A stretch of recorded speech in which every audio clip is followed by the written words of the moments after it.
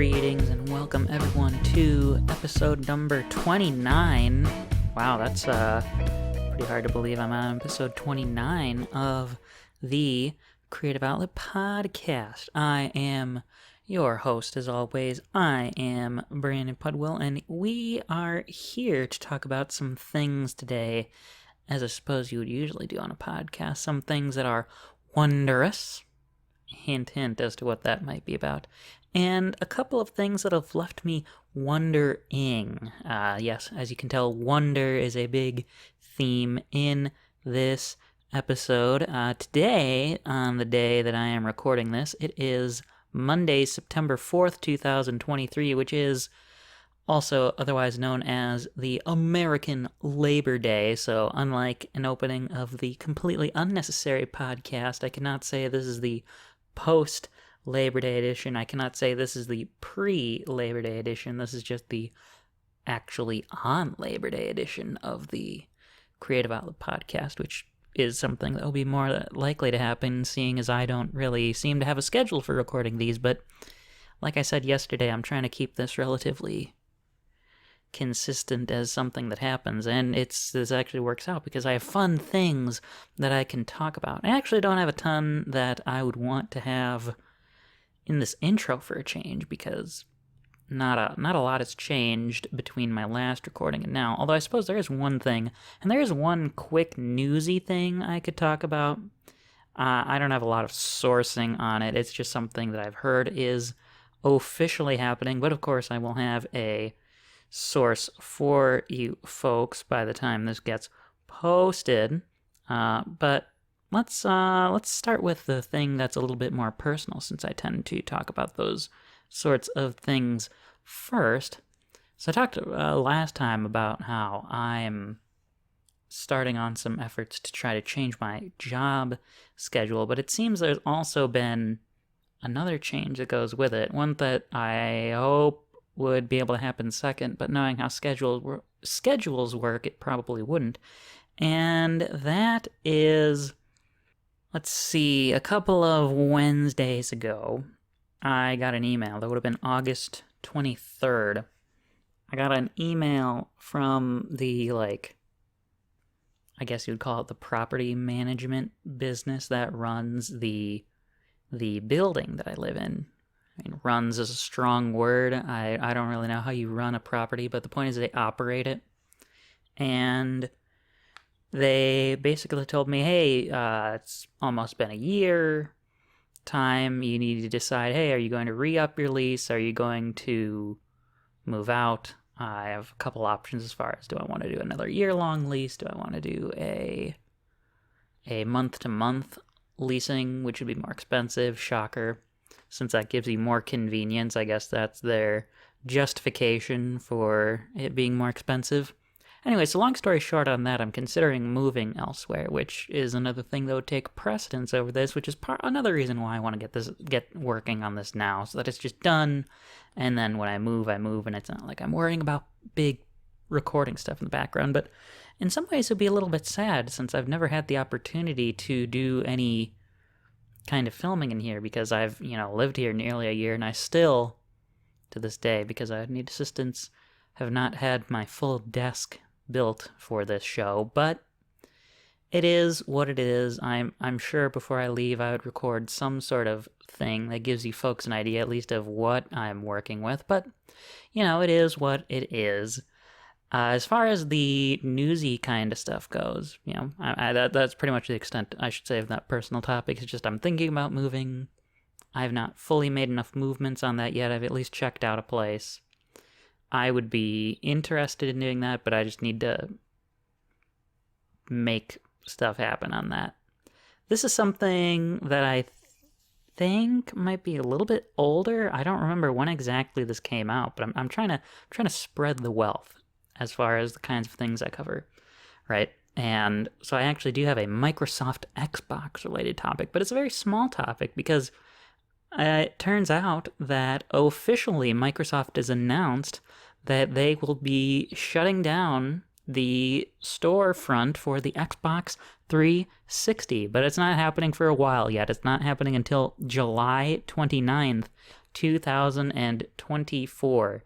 Now, remember, the Sony PlayStation 3 store and the Vita stores were planned to be taken down, along with the store for the PlayStation Portable, but only the portable one ended up actually being taken down.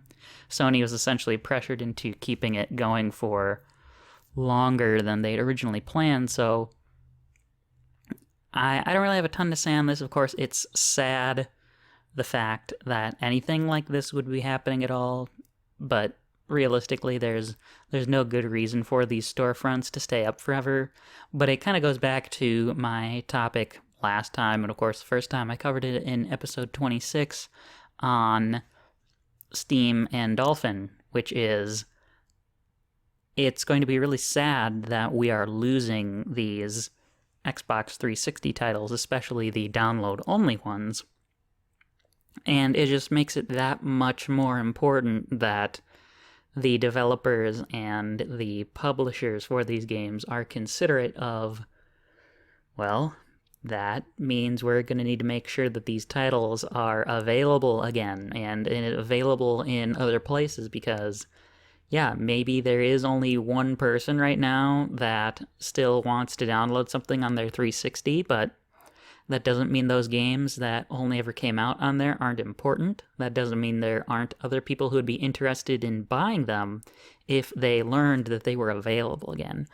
I know it's not a game that people consider to be super great, but just to throw out an example, I remember there being a Rocket Knight Adventures reboot on the 360 and PS3, and I know it's on Steam, so it's still on Steam if you want to download it and want to have that option in practically perpetuity, but it's going to get more fanfare if it were to get re-released on Series X and PS5 and Switch potentially as well. Not, again, that people consider it to be an amazing game, but it should still be made available to the group of people who want to play it.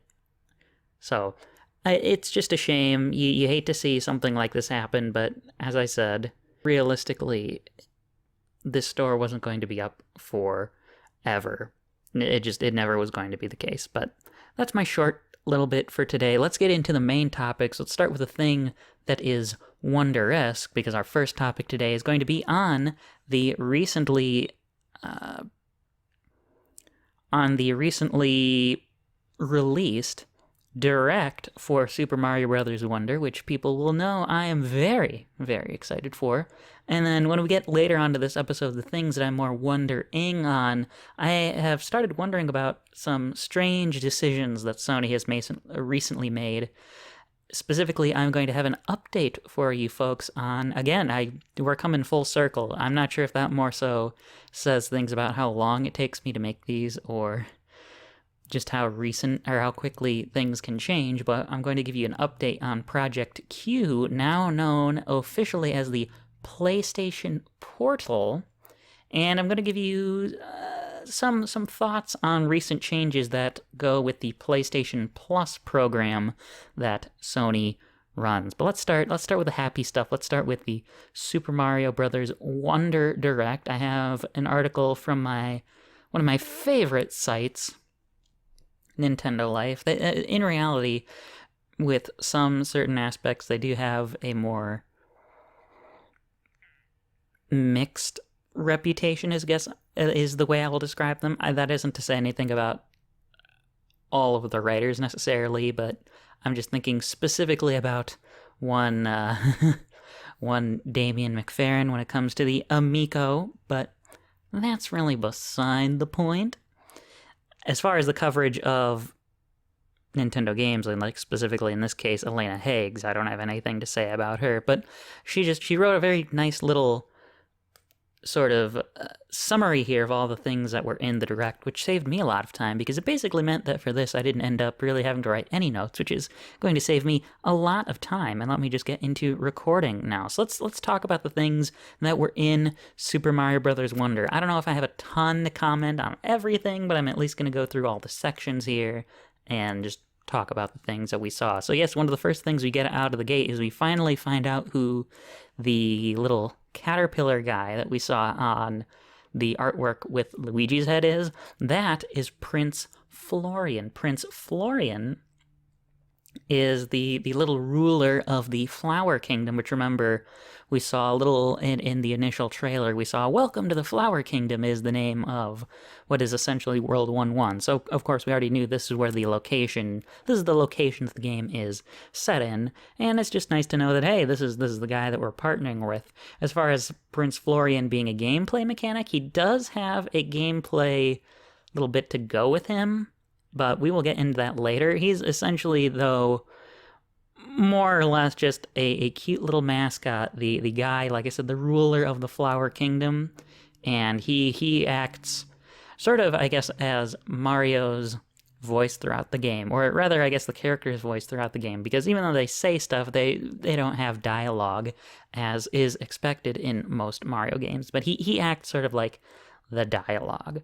We didn't get to see a ton about the worlds in the game, but we did find out there will be 7 worlds, although one of them isn't actually classified as a world. That's the Petal Isles. There are levels in the Petal Isles, but it acts more as your sort of like your hub area or your little home area, it seems like, in the Flower Kingdom.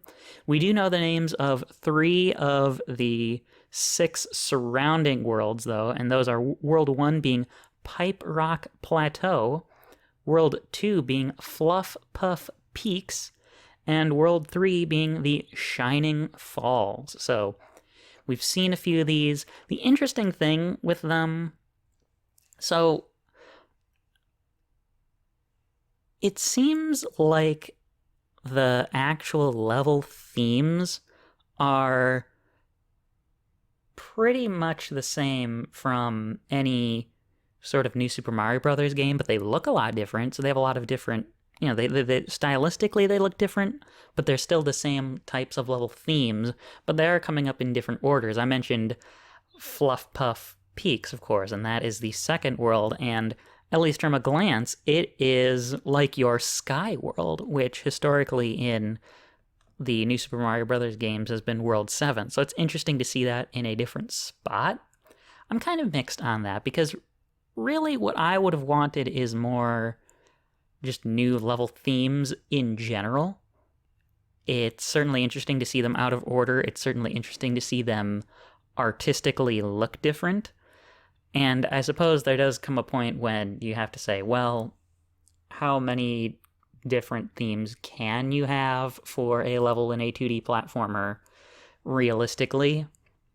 So I acknowledge that, of course, that critique only has so much validity, it only has so much distance that it can go. But I still did find myself thinking, man, these look interesting, but I would have liked to see some more branching away from the themes we've seen in previous Mario games.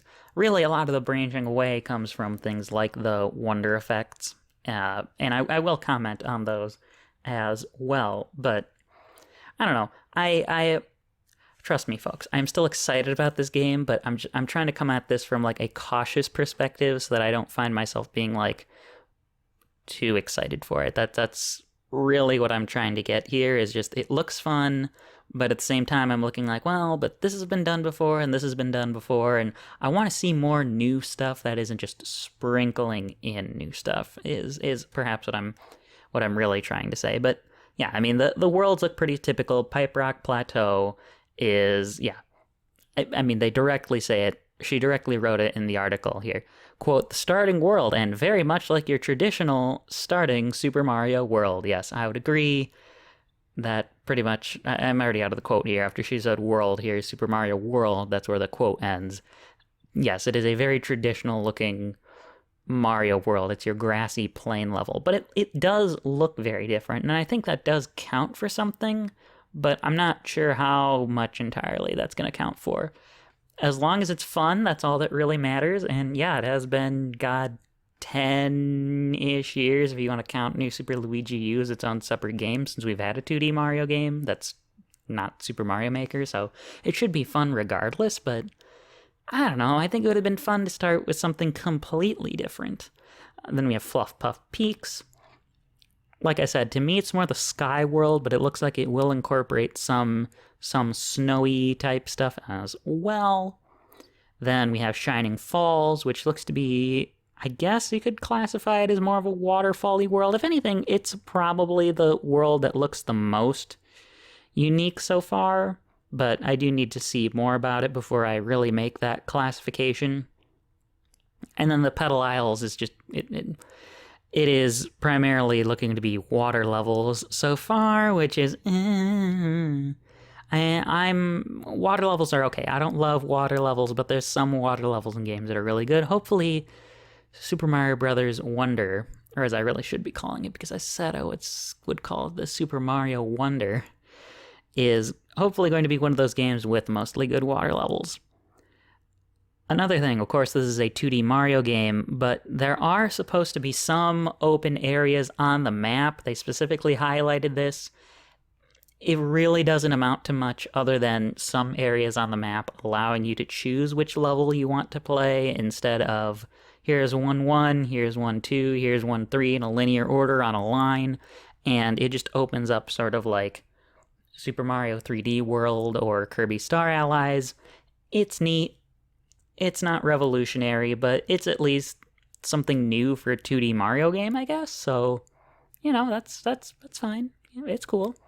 Then they highlight a little bit about the talking flowers in this article. I'm assuming this is in the order of the Direct. I will have both the Direct and this article linked here for you folks to view. If you haven't watched the Direct, I don't know why you'd be listening to this without having seen the Direct, but I will have that in case you haven't seen it. And it seems like the talking flowers are pretty much there to do just that, which is talk throughout the level, to provide a little commentary on the areas as you're going through them. Some people seem to be like, well, that's going to be really annoying, and I hope that I can just turn that off, which it appears there is going to be a setting that allows you to turn them off if you are really annoyed by them speaking. I don't think they're really going to be that annoying. I think they will be adding, as the article says here, some flavor and personality to the world. But really, to me, what the talking flowers are going to do is that, similar to how I said Prince Florian is going to be like the character's dialogue throughout the game, I think this is going to be sort of the in-level dialogue. Again, Mario and Luigi and the Toads and Peach and Daisy, they all say stuff. In fact, they all, with their elephant power-ups, all have their own wowie-zowies to go with them. But to me, the talking flowers are they act more as commentary on the things that are going on. So, like, yes, when in that clip from the way back original trailer in June, when you had the talking flower that said, "That Goomba looks so serene." To me, that's like a stand-in for as if Mario were to walk up to that Goomba and see it sleeping and think something like that. Which he obviously isn't thinking, it's the talking flower saying that, but that, like I said, that's the stand-in for it. And I think that will be good. It also seems like sometimes they will be there to give you hints as well. There was a bit where there was an area in the background of the level where the flower's like, I wonder if you can get back there. So the idea is supposed to be to get the player to think, I bet you there's a way I can get back there. And then they go back there and they get a reward, and whoa, everybody's happy as a result of that. So I am more optimistic about the talking flowers. I think they're going to be fun. That isn't to be like everybody who hates them is wrong and should like them, but I think I will like them. So I hope others out there will like them as well. We also found out about all of the characters in this game. Now, the article says there are 12 playable characters. I think this is a little bit of a misnomer. Personally, I would not say there are 12 characters. I would say there are 1, 2, 3, 4, 5, 6, 7. This is still a lot, obviously, but I would say there are 8 characters because 4 of them are just different colors of Yoshi, and 2 of them are 2 different colors of Toad historically in the new Super Mario Brothers titles. So we've got, as our characters, we've got Mario, Luigi, Peach, Daisy, Yellow Toad, Blue Toad, and Toadette. and they all play the same. So Toadette does not have any additional changes or rules like she did in New Super Mario Bros. U Deluxe. She is basically just female Toad in this game. They will all play the same, all same physics, no changes. They're identical. Then we have our 4 Yoshis. We have regular green Yoshi, there is a red Yoshi, a yellow Yoshi, and a light blue Yoshi. They will all be, they will be impervious to damage. They don't take damage. They can fall down pits, though. And they can, of course, die to lava. So essentially, those rules are exactly the same to how they function in a Yoshi's Island game. So, in Yoshi's Island, you can't take damage, but if Yoshi were to be hit by an enemy, he would lose Baby Mario. But Yoshi himself doesn't take damage. That's what I mean when I say it's just like Yoshi's Island. They do also get the flutter jump ability that Yoshis have had since Yoshi's Island, so essentially Yoshi is the super duper easy mode of the game. And I will eliminate on that a little bit because you might be thinking, well then, who is the regular easy mode if you're making that little classification there as an addition? Well, that would be because the final playable character also returning from New Super Luigi U is Nabbit, and Nabbit functions exactly the same as in Luigi U.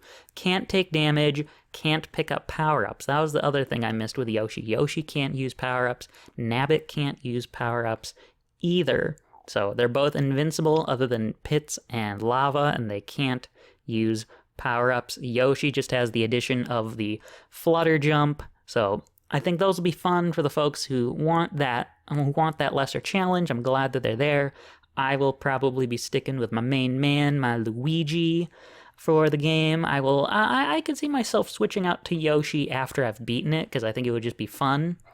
I will say, I think Yoshi, though, as far as the characters go, is the more interesting topic here, because I do think it's kind of a missed opportunity with Yoshi that Yoshi can't make eggs.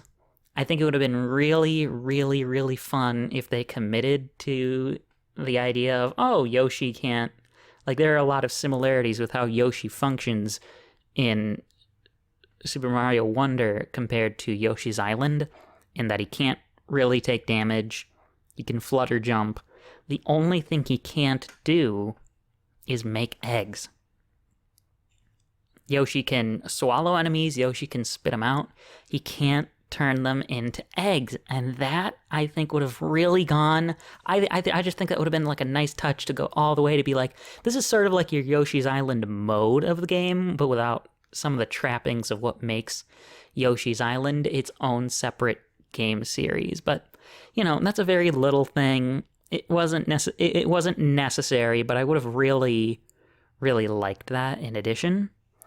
I should also point out, since there are, of course, your 7 regular playable characters, this does solve the problem that New Super Mario Bros. U Deluxe had and New Super Luigi U had, that you can have 4 regular player characters in this. So nobody has to be like, there you're the easy character.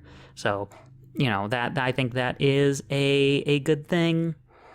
But like I said, I would have liked Yoshi to have that little extra bit there. And I also would have liked that they didn't just have 4 separate slots for the different colors of Yoshis. I think that's a little silly, but whatever. When you really think about it, is that really any different with Blue Toad and Yellow Toad? Yeah, it's not really that big a deal. We did see a bunch of the new enemies going on in the game. We are going to see a bunch of returning enemies, ones you expect. We saw a lot of them in the original trailer. As far as new enemies go, we did see some, one for example being the Hoppy Cats. They're basically a little blob that jumps when you jump. They got spikes on their head. Not like the most innovative enemy, but it's just nice to see some sort of new type of Mario enemy. To me, one of the interesting ones are the melon piranha plants. They look like a piranha plant, but their pattern looks like a watermelon instead of the red with white spots. And they will spit out melon seeds. So, it doesn't look like the seeds will cause your character to take damage if they are underneath them. But if there are any that face horizontally, I guarantee the seeds will cause damage if your character just gets hit by them. So that's kind of interesting. I foresee them being more of an obstacle rather than an enemy if they're placed mostly vertically, because I could see them just being there to cause you to mistime your jumps, which is still interesting, but again, not the most amazingly. And well, actually, honestly, of all of them, this probably is the most innovative enemy of the bunch so far. But I think they're cool. I like them a lot. We've got your condarts. These are just little birds that will they'll hang from the ceiling and then they'll drop down and stick into a wall. They're kind of similar to an enemy in Donkey Kong Country 3, a woodpecker type enemy, but I can't remember the name of that enemy to save my life right now. If I had to come up with the name of that enemy in order to continue living, I would not live. So, darn, that's a shame. Good thing that is not what's going on here. We did see there the conch enemies. Those are very similar to your thwomps, your womps. They'll just crush down. It looks like there are going to be some areas that have goo instead of water that your character will swim through. They can crush through that as well. I just got to see more of how they function in game, but they don't look like anything, like I said, that's super duper duper innovative, but it's just nice to see a new enemy. Oh, actually, no, I was wrong. There are a couple more enemies that I would say are a good bit more innovative here. For one thing, they highlighted the Mumsy. The Mumsy is a very tall, mummified enemy that your player character can grab onto from behind them. They have a little, handle, and that can cause them to unwrap the mummy, which I think that's a very new, or a very just fun thing, because we haven't seen that kind of enemy in a Mario game. Definitely not recently, if not at all. And then we have the Mama. The Mama is, how do I describe it? It's like the article says here it's a, quote, flat platypus-like creature. I don't know if I would describe them like that. They definitely look a little goofier than that, but I think flat is the one thing I would agree with, but they'll just eat anything in their path. So they will try to eat your character, they will eat enemies, they'll eat all kinds of stuff, and they're the goofiest, cutest looking things. So, in fact, after the Direct came out, it turned out that Super Mario Bros. Wonder is one of the many games that is present at PAX West. That is a convention. In fact, probably one of the more famous conventions. I've never been to any convention, let alone PAX, and so people have been playing levels with some of these enemies in it. Mamas are one of the enemies in the levels, and so, not to spoil something that I will be talking about soon here, but there is a wonder effect that will cause Mario to transform into a Goomba, and there's a whole stealth section where you have to avoid getting eaten by one of them, and I think that's a really, really neat thing. It's not like 2D Mario's never had any stealth in it, but something like that hasn't been done, again, certainly in a while. So, and yeah, there are a lot of other enemies. To me, the really fun one that we saw even in the June video was the Skedaddler. That's that little, very scaredy cat looking chipmunk thing. I think that's going to be a fun one. But beyond that, there's really not other ones that they highlight here, but like I said, there was a whole little reel that kind of went through a bunch of them in the Direct, but we haven't learned their names yet, so I don't really want to comment on them here, per se. We did see more about the new power-ups, so we learned more about Elephant Mario as well as the 2 new additional power-ups that are going to be added to this game. So, Elephant, pretty much what we saw of it. You grow big, you're an elephant, you can swing your trunk around, and you can swing stuff up, swing stuff forward, deflect things, crouch down and swing the trunk. But it also has the additional ability to, so when you're regular Mario, you can always run across, if you're running at full speed, you can run across a single tile gap.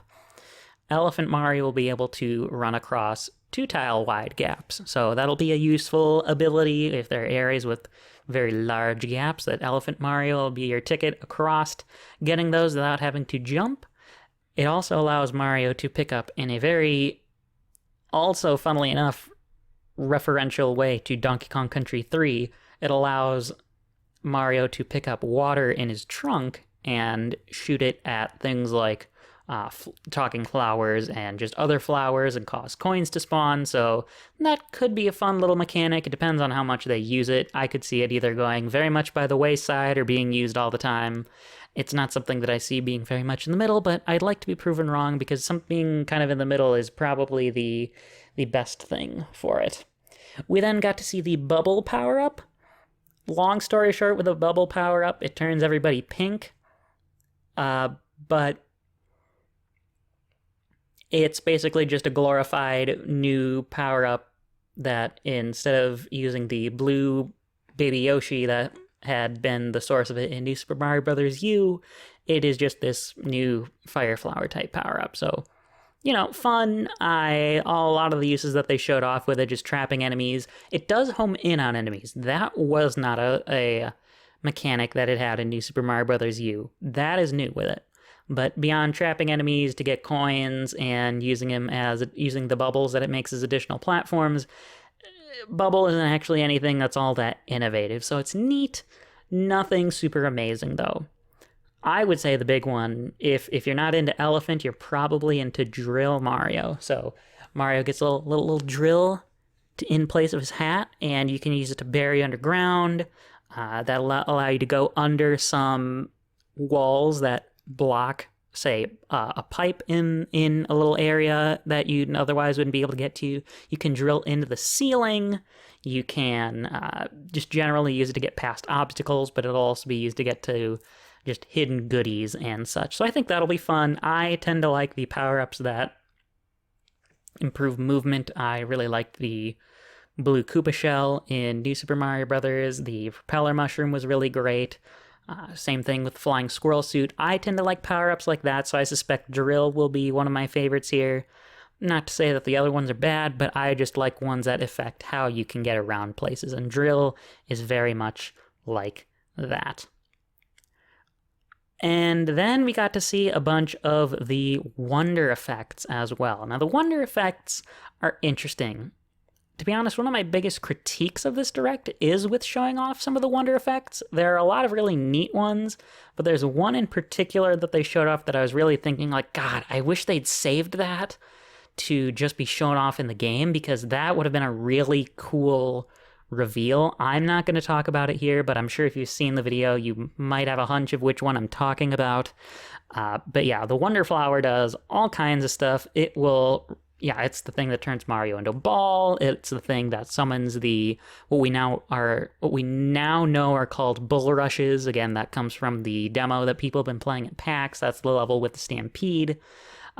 We also learned from that, actually specifically, there will be secret exits and different routes that can come about as a result of using the Wonder Flower versus not taking the Wonder Flower in some levels. So I think that's pretty neat. It definitely incentivizes some replayability where if you're like, God, I just can't find this one particular giant purple 10 coin, because I guess that's the replacement for your star coins now in the game. If you just can't find that, maybe it's because every time you've played that level is because you took the Wonder Flower. If you don't take the Wonder Flower, maybe you play a different route, and that's where the coin is, just to throw out an example there. But yes, it'll do things like that. I mentioned, I believe, that's the thing that turns Mario into a ball. It's the thing, it could cause a meteor shower of starmen to come down, just all kinds of things. And then once you grab the Wonder Seed at the end of that route, that is what causes the world to finally turn back to normal. And then, yes, I do think that the phrase expect the unexpected is a good way of describing this. It's just going to cause all kinds of weird things to happen, weird, wacky, wonderful things to happen that should hopefully make the game feel very strange, very fun to play. Here's a fun mechanic. So past Mario RPGs have had these, but a 2D Mario game has never had a badge mechanic. So they are different, but they just use the same name, so everybody envisioned the Mario RPGs when it comes to these. Badges essentially act as buffs, I say that's very much what they are in the RPGs, but they're very much they're like additional abilities or buffs, or in some cases, extra little challenge stipulations that the player can put on themselves in the level. Remember how I mentioned Prince Florian has a gameplay mechanic? This is his gameplay mechanic. So Prince Florian can place one of these badges in the top of his crown, and it grants Mario these different abilities. So it could be the big one is the wall climb jump that allows, instead of performing a wall jump off of hitting a wall for the first time, instead Mario will climb up the wall for a little bit, and then the second time he'll wall jump off. There is one that essentially brings back the super jump that was in Super Mario Bros. 2, where if your character crouched and then held that down for a while, they would unleash a very high jump. There's something like that. There's a grappling vine, but those are all the action ones. There are also support ones, one that acts kind of like Squawks in the more recent Donkey Kong Country games, where you have a sensor that goes off to be like, hey, there's a secret here. You should go to this location. There's a secret you haven't found. There is one that automatically makes you start every level in super form, one that draws coins in. And then, to me, the real interesting ones are going to be the expert ones. There is one that turns Mario invisible. So you have to play through the level as an invisible, player character. That has the benefit that enemies can't see you, but you also can't see you. So going to make things quite a bit harder, I would say. There is one that is called the Jet Run. As far as I can tell, that causes you to just always constantly be dashing. So it's the game, maybe it's not constantly dashing so much as it is that when you dash, you're already at top speed, which I think should be really interesting. I will probably find the most fun with that one because I like playing games that are very fast, so I think that'll be very interesting. And that's also where you get things like, there was that little clip where people saw, wow, even Peach has a hat that she floats with. One of the badges is the parachute cap, so it causes Mario to use his hat like a little parachute. And it's from that badge. So very interesting. I'm looking forward to those. You can also get some of these badges at the Poplin shops. They're basically your toad houses in the game, except they're sort of like toad houses mixed with the purple coin shop in Super Mario Odyssey. So instead of just going there and getting a free item or free one-ups, instead, that's where you have your regular coins in your levels. That's where you spend the purple coins you find throughout the levels, or in the Poplin shop. So it seems like most of them are just where you get badges, but a lot of the items you get there are one-ups or additional standees, which is a mechanic I haven't gotten into yet, but I will get into it shortly. Let's see, anything else? Oh, you can buy Wonder Seeds there, so that'll help you get toward your tallies as you go throughout the game, since there do appear to be some levels that you need to get a certain number of Wonder Seeds for before you can play it. Beyond that, it's a shop. Nothing super duper exciting. Now we get into the multiplayer. So you can play 4-player co-op on the same system. Players cannot collide with each other. I don't know if I mentioned this when the game was first revealed. There's going to be no more colliding with anybody on screen, which should hopefully cause the chaos in 4-player Mario to go down by quite a bit. It does mean you also can't jump off of players, so you can't use that as a cheap way. Like, if there's something very high up that you can't get to, you can't just say, hey, I'm going to jump on your head to get all the way up to that collectible. So it does mean you lose that. I have noticed in the gameplay, though, and of course, the game is going to follow a certain player who's scrolling. If you do get lost off screen, you can't just be pushed along. If you get lost off screen, you will die, and that's in any direction whatsoever. So folks will still need to coordinate with each other, but hopefully the chaos is not there as badly. Let's see, anything else? Okay, so when you die in multiplayer, instead of dying right away, you come back as a ghost. So in 5 seconds, as long as you collide with another player on screen, you will come back to life. No harm, no foul. I do believe you still lose your power-up, but you will at least be back to life. Whether you died to an enemy, went down a pit, just got lost off screen, that will be helpful. Okay, very little thing. And this is actually, because I remembered earlier, there was something else that I wanted to mention with the Yoshis. I remembered this now. So the article mentions, hey, Yoshi can ride Yoshi. now that you can play as Yoshi, it does have the benefit there are no more Yoshi levels. So that was something in New Super Mario Bros. Wii and U that a lot of people, including myself, were not a fan of, that you couldn't just take Yoshi with you like you could in Super Mario World. Yoshi was just in that level for that world, and that was it. Now, since Yoshi is a separate playable character, you can take Yoshi with you throughout the game. But it means that since that player is playing as Yoshi, yes, you could have Mario ride Yoshi, but you can't have a Mario ride Yoshi, if that makes sense. Mario can ride on Yoshi, but the player playing as Yoshi is still the Yoshi. So you can either play as Yoshi or have no Yoshi in the game whatsoever, is more or less what I'm saying here. Cute little thing as well with that. So while that's a major negative point for me, you can have Elephant Mario ride Yoshi, and that is so adorably funny to look at. For as much discomfort as Yoshi is in, I think it's very funny. Okay, now we get into the real big meat and potatoes when it comes to multiplayer. There is online, but online is different. Online is not like how it was in Super Mario 3D World, necessarily. I mean, it kind of, sort of is.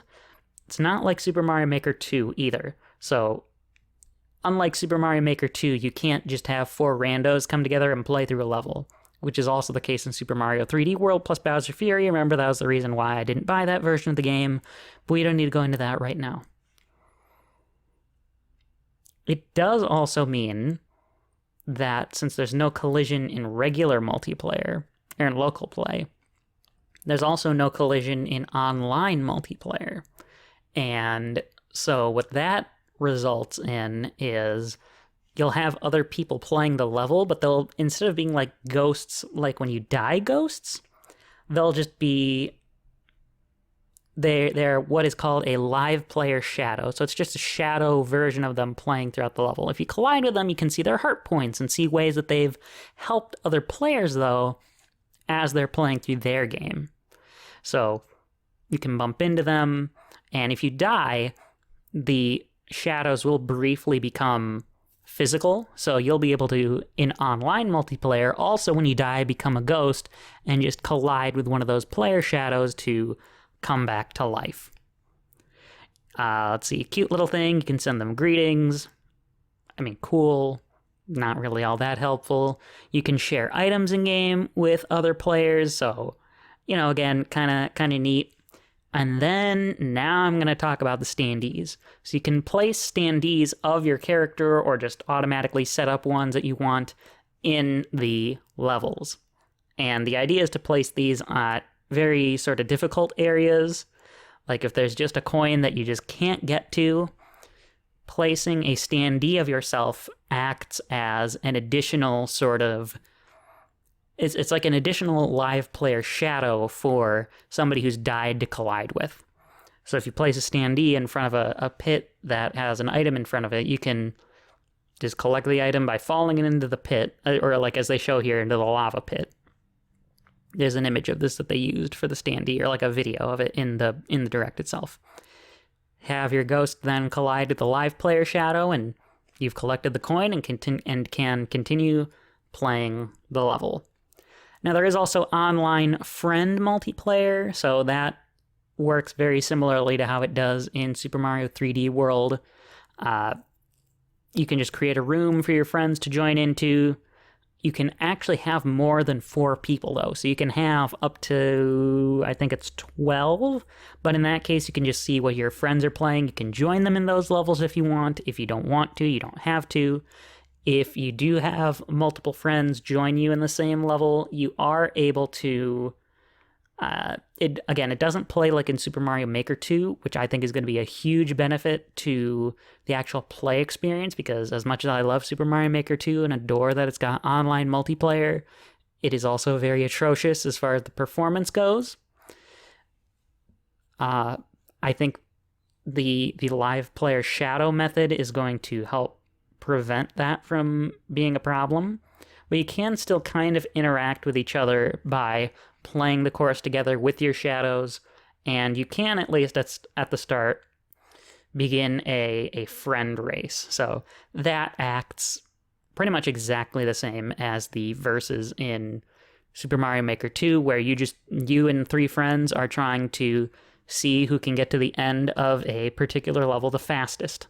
And that could just be getting, or like I said, I guess it doesn't, I said it was getting to the end of the level. It could be getting to the end of the level, it could be getting a Wonder Seed, or it could be beating a boss. But either way, the idea is to do something first, because it is a race. So that's everything when it comes to the game. They did reveal that there is going to be a new Red Mario Switch OLED. Cool. My Switch is still fine, even though I've had it for 6 years, so I do not foresee myself getting this, but it's cool for the people who want a new OLED Red Mario Switch with the red dock. But that covers with all of the Wondrous things that I learned about Super Mario Wonder in the last few days. If I had to rate this direct, I liked a lot of the stuff I learned. I'm still overall very excited for the game. Yet somehow, when I was done watching it, I was like, this is really cool. But I didn't feel a super deep impact. But yet I also kind of found myself wanting to rewatch it. So I'm really not sure how to interpret that. I don't know if I'm just impossible to please, but also the easiest to please at the same time, or what exactly to make of it. But either way, the game comes out in a little bit over a month here. I am very excited to play it. October 20th can't come soon enough, man. I'm excited. So either way, very good direct. I'm really looking forward to the game. Now, from things being wondrous to me having to start wondering, as I've titled this episode, we're going to talk about some PlayStation stuff. I think I've been doing very well at not just staying in my one typical lane, trying to branch out here, and one of those ways is covering things like the now newly named PlayStation Portal device. So we've learned a lot more about this device. If you haven't heard the earlier conversations I had about it, this was a device that was originally known as Project Q, and it's basically a device that is an 8-inch LCD screen that has both halves of a DualSense PlayStation 5 controller grafted onto each side of it. And it's not a separate handheld console. It is a remote play device for use with your PlayStation 5. And that's important. You can't, that is the only way that games work on it. You can't download games to it. You can't play, obviously there's no disk drive on it, so you can't play disc games. You can only stream games through the PlayStation Remote Play service. Again, if you want the long explanation of it, I would recommend listening to episode 26. That's where I went into complete detail with what was out at the time, but more or less my thought process on it was, I just don't get who this device is for. I mean, I get who it's for. There are people who have come out and said, this is for me, but the way I have sort of described it, or at least the more I've thought about it, the way I've thought about it in recent days, it is a device that serves a particular niche. But the problem is that niche is such a small concentric circle that I find myself asking, who is this for? It's for people who like PS5 games, but also don't have access to their TV all the time, and are okay with seeing what should be a giant, beautiful 4K game on their screen put onto this little 8-inch screen, which is fine, because I could be that person. But then that person also has to have really good internet and, has to always have an internet connection to use remote play. And it just, again, you start sort of you have to start really getting specific about who wants this. If this was just as I said at the time, if this was a dedicated handheld system, this would make perfect sense. Because then it would basically just be a Switch version of a PS5. but that would probably be too expensive to make.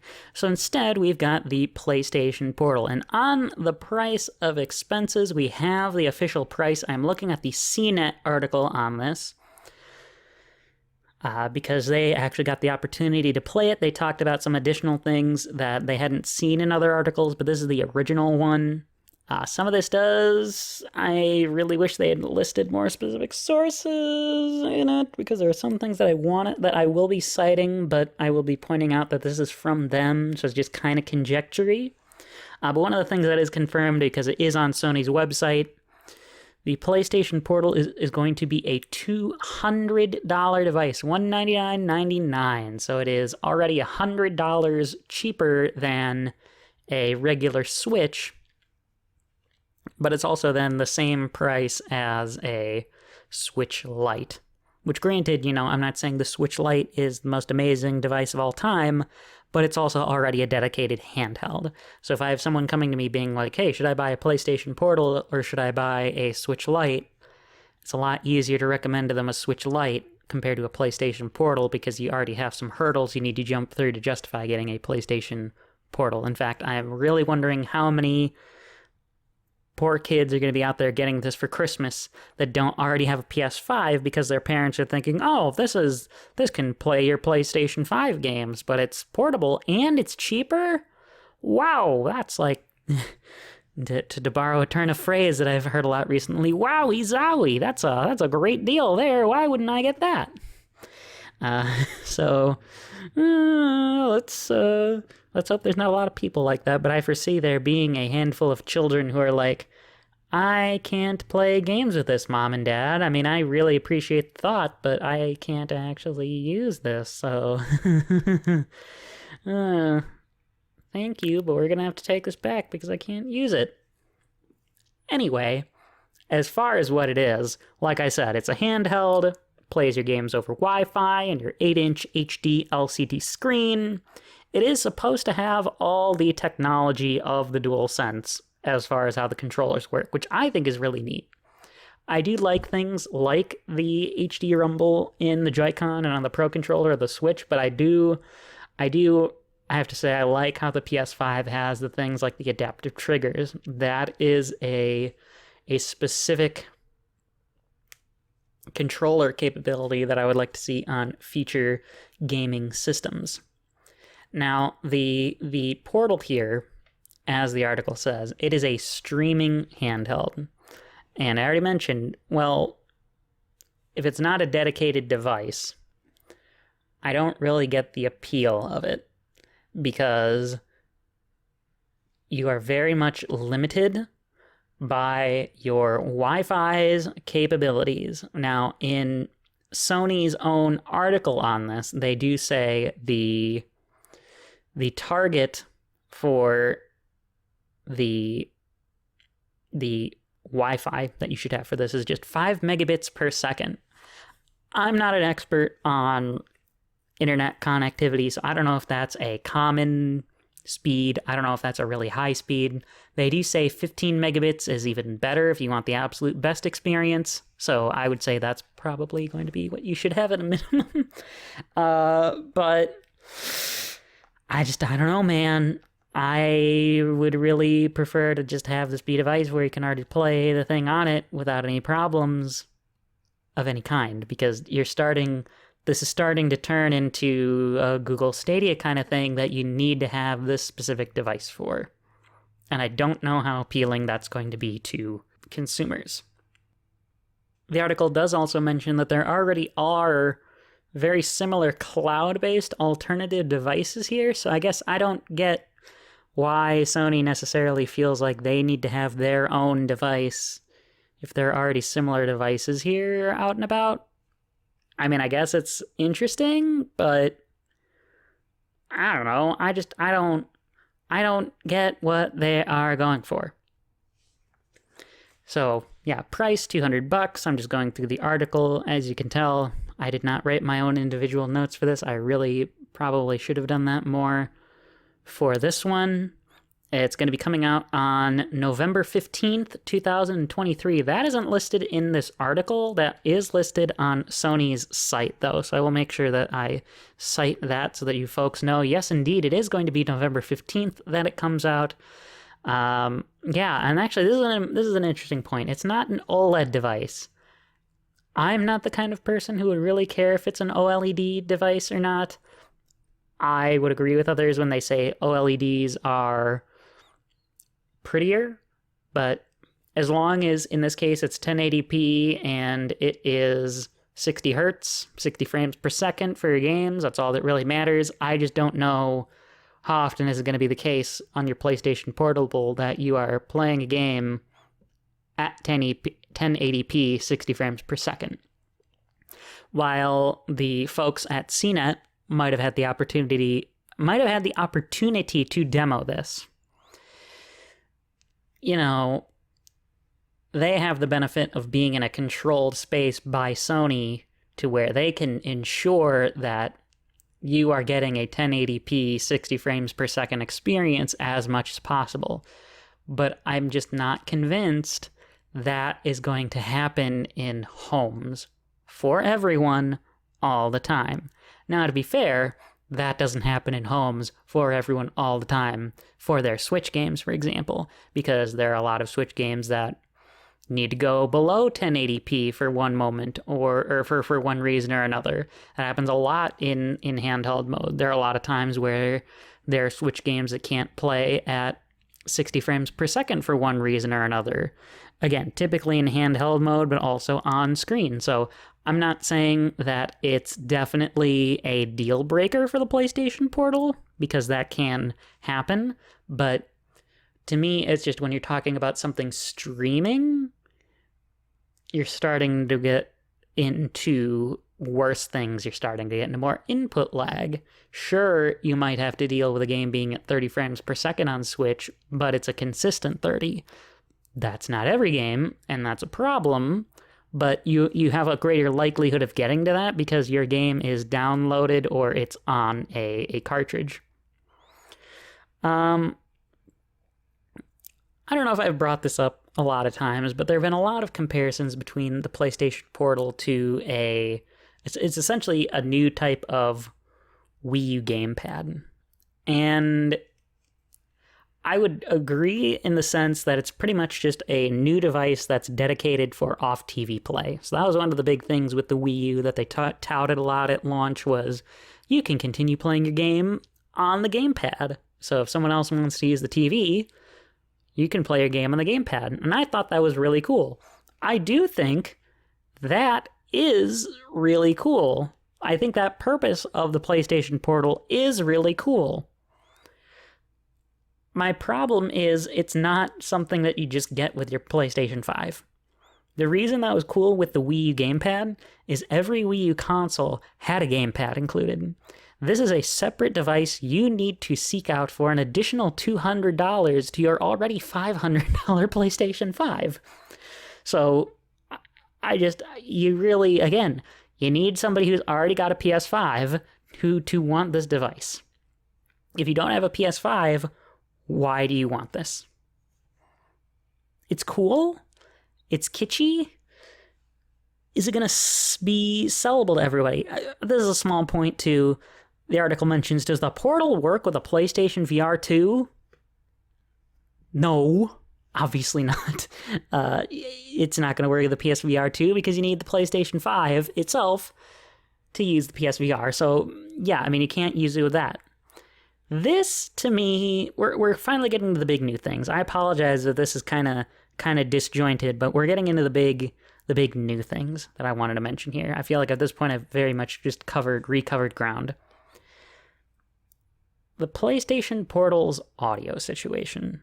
So, on your Switch, you've always had a headphone jack. It's your standard 3.5mm audio jack for any wired audio devices.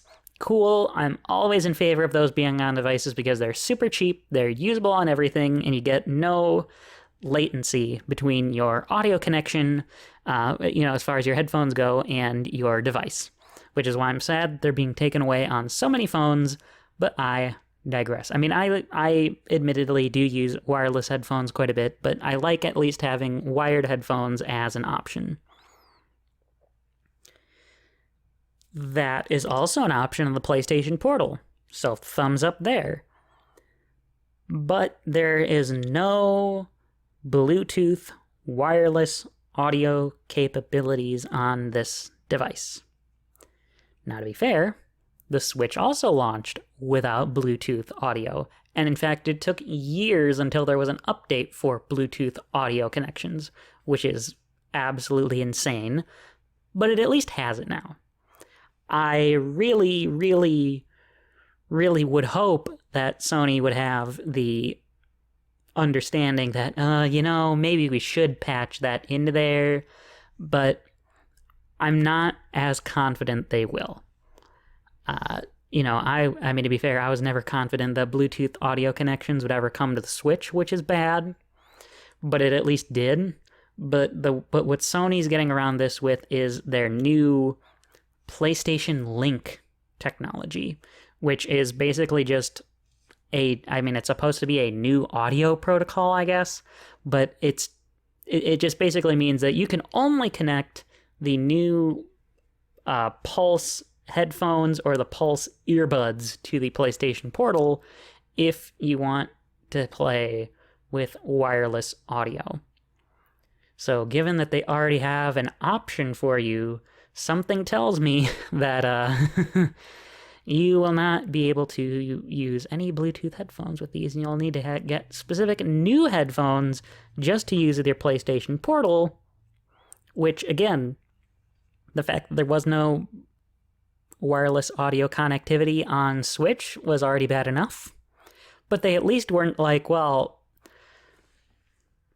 we'll let you get your new fancy pants separate Switch only headphones that you can use for wireless audio. Because that would be, I mean, at that point, that would just be a predatory tactic, a predatory sales tactic, I would argue. Because there is no good reason to not let regular wireless headphones that everybody owns be an option. So I sure hope you just have old wired headphones sitting around. Thankfully I do, but I don't have a PS5, so I already don't have an incentive to get this device. But I don't get doubling down on this. Or, I mean, I guess there's not really doubling down because we hadn't really heard about it before, but I don't understand why you would just be like, we'll do our own new thing and people will have to take it, because going back to last time when I talked about the 2006 E3, that was a lot of what caused the problems with the PS3, right? Well, we sold the PS2, which is the best-selling game console of all time, and we're on top of the world, so we'll just do this thing that's not necessarily going to be popular, but I mean, we're Sony, we can get away with that. That is what led to all the problems with the PS3. This is starting to seem like, well, we're Sony, we did all these great things with the PS4, people love the PS4, people are really liking the PS5, even better than the Series X right now, so we can get away with not having Bluetooth connectivity on our PlayStation Portal, right?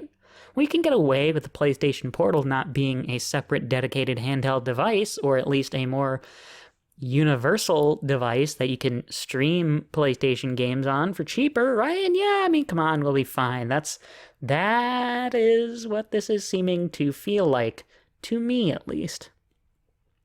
I'm hoping that maybe they can turn that around, but it's already the start of September and this device comes out in, a couple of months, like 2.5 months here, so I am not the most optimistic on that.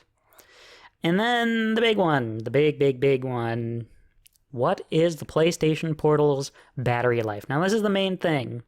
So this is coming from the individual who got the chance to check it out from CNET, who I believe is Sean Booker. I know his name was mentioned in this article somewhere, and I can see his last name is Booker, but I want to find his first name too. Dang it. Where is his name? Yes, Sean Booker. Sean Booker is the guy from CNET who got to check it out. And so this is coming from him, allegedly, according to him. The target for the PlayStation Portal's battery life is 7 to 9 hours, which I think should be plenty, but I don't know how well that's going to hold up on a charge. I mean, the Switch had a target of, 5 to 6 hours with Breath of the Wild at launch. I figure for most people that should be plenty sufficient. But there are also people who find that because that's a very similar battery life to what the DualSense controller has. And so there are people who are like, I'll play their PS5 and they'll play it for a few hours and then they'll come back to it and then their controller is dead even though they didn't play it for the whole 7 to 9. So if that's what they're targeting with the PlayStation Portal, it sounds good on paper, but is it going to work out to where you don't have to charge this thing all the time? Because that's, again, one of the benefits of the Switch is you don't have to charge it on a cord. You can just charge it in the dock, and in that case, you can either keep playing or you can just leave it in the dock. And, since you're done with it anyway, putting it in the dock is fine because maybe the next time you want to play it, you'll be playing it on the TV. So it doesn't end up being it doesn't seem like you're charging it as much as it probably could feel like with the PlayStation Portal, because when you're done with it, if you don't charge it, or you don't think to charge it, you might find that it has 25% battery, and I guess I should charge it a bunch before I start playing it, or I guess I'll have to charge it while I'm playing it, and it just doesn't seem like it works out as much, or at least in my head. So, but even then, even this article also has the question that I've been asking this whole time with the PlayStation Portal: who is it for? Well,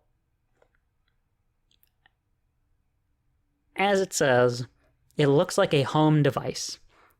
It's pretty much going to be a device for somebody who wants to play their PS5 but can't play it on the TV at the moment for one reason or another, and so that's why they need it. I don't know how many people there are like that, though. If you have the money to have a PS5 and a PS Portal, I suspect you are the homeowner. And so in that case, you probably control the TV for the most part. So you can probably play your game on the TV. But, I guess I can conceive of there being a teenager that might want this, but they also might already have a TV in their room that they can just play their game on. So that already would eliminate their need for a PlayStation Portal. But I don't know. I mean, the other option, I guess, would be that you take it with you, but given the need to have a decent internet connection, I don't really see it being very valuable as a portable device. So again, your concentric circle just goes back to being smaller and smaller and smaller and smaller, and I don't get what Sony's going for. But, the device comes out in a couple of months. Hopefully it does well enough. Maybe I will see the light by the time it comes out, but right now I'm not feeling too optimistic for it. But that is not all of the Sony stuff I want to talk about today, because I'm wondering about an additional thing that Sony's doing. Essentially, what I'm wondering about is, why is Sony making all of these strange decisions? Because it turns out they're also going to be raising the prices on their tiers for PlayStation Plus. Now, if you're not familiar, I don't really want to go through a whole long history lesson here of what PlayStation Plus is, but PlayStation Plus today is Sony's online program for their consoles. So back in the day, think back to last time, right? It used to be that you could play your PlayStation games for free when the PlayStation 3 came out. Then they introduced the PlayStation Network, and the PlayStation Network was fine, it was free, but then they introduced PlayStation Plus. And that was this additional program that would, you'd pay a certain amount of gear and you'd get a couple of free games every month and you get some extra free benefits. Then, I guess I am going through the history anyway. I don't know why I decided. I was like, I'm not going to do it, but I'm going to do it here anyway.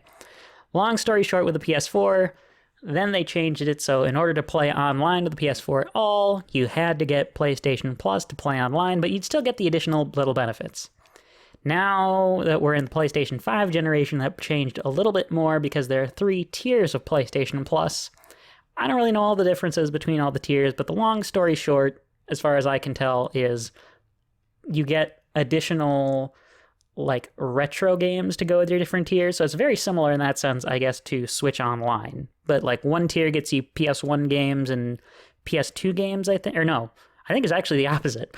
The like middle tier gets you PS4 and PS5 games that you can stream, but then the top tier gets you PS1, PS2, and like PlayStation Portable games, I think it's something like that.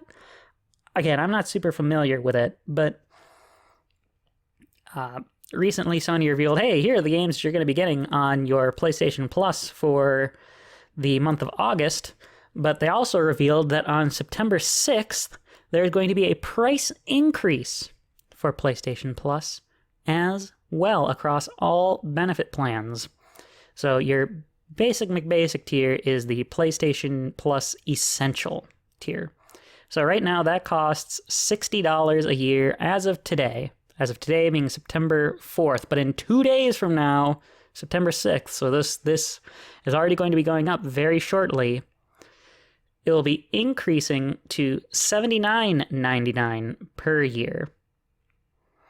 So your basic tier of PlayStation Plus is going, I mean, it already costs $10 more than the expansion pack for Switch Online. Fine, that is okay because you got a lot more value out of it than people got with Switch Online. In fact, that was a large part of why people weren't into the expansion pack, is because they're like, I'm not really getting much value out of it compared to these other ones, which makes sense.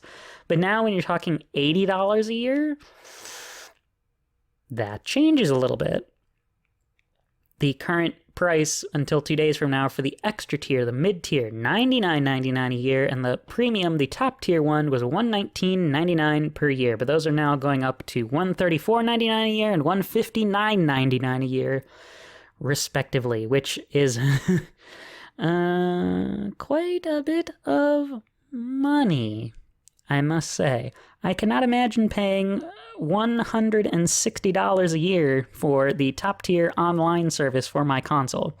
Now, I say that as somebody who, yes, has paid $50 a year for my online expansion pack, but that's the price of one AAA game.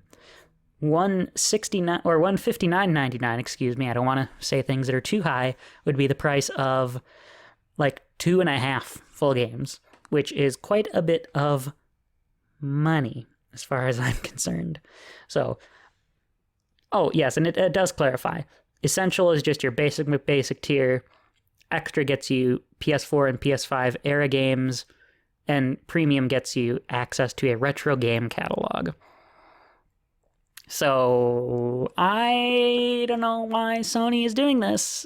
I don't know if there's really some big cost that justifies increasing these prices, but I mean, they just introduced the 3 separate tiers not that long ago, so I'm shocked that they would feel the need to increase the prices by $20 for the basic, $35 for the middle tier, and $40 extra for the top tier. That, to me, just kind of comes across as, again, like I just talked about with the PS3. I mean, we're Sony. People love us. People like, no, it'll be fine. We'll just note at the end of the note about the upcoming PlayStation Plus games that, yeah, we're going to be increasing the prices. So, you know, it is what it is. Like, people won't care. And, you know, the author in this article, I'm looking at this article on Forbes from Eric Kane, because I just wanted a different source for a change. He does mention that, well, to be fair, this is still cheaper than if you got the tip-top tier of Game Pass on Xbox. So he's talking about Game Pass Ultimate, which I think is a fair comparison because a year of that is $203.88, and you can't even, there is no yearly option for that service. But so it's $16.99 a month, and that gets you console Game Pass, and that gets you PC Game Pass. I think that's fair. I don't know, though, how many people necessarily are going to be getting Game Pass Ultimate. I guess I'm not the most familiar with the folks who use Game Pass, so maybe Game Pass Ultimate is what most people go for, but Like for me, I've talked about, well, if I were to get another console, I'd get a Series S and get Game Pass. Well, I would just need console Game Pass, and that's only like $10 a year, or $10 a month. So then that total drops down to $120 a year, which is still more than I'd prefer to play, but it's overall more affordable than $204 a year, let alone $160 a year. I'm still saving $40 on it. And as the article mentions, I mean, geez, you're getting all the new Microsoft first-party games. So if you have Game Pass, you're getting every first-party game included. PlayStation Plus, you're just getting, hey, here's what we're putting up for the month, and then you're getting our retro games. Game Pass, you also get all the backlog Xbox games, all the backlog Xbox 360 games, and all the backlog Xbox One games that are on Game Pass. So even though it's still a lot, I would say you're still getting a pretty good value as far as how Game Pass goes, whether you're just getting console or just PC. Although it sounds like the PC Game Pass experience is not as good. Okay, and it does clarify here, it's $11 a month for console Game Pass, so I guess you're looking, yes, 11 a month, so you're looking at what would that be? 11 times 12, wouldn't that be like $121 a year, or $132 a year? So I guess you're not saving as much, but I do think you're getting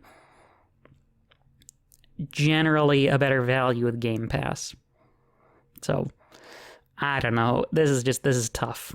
And in fact, this is causing people, as the article points out, to question whether they should continue subscribing to PlayStation Plus.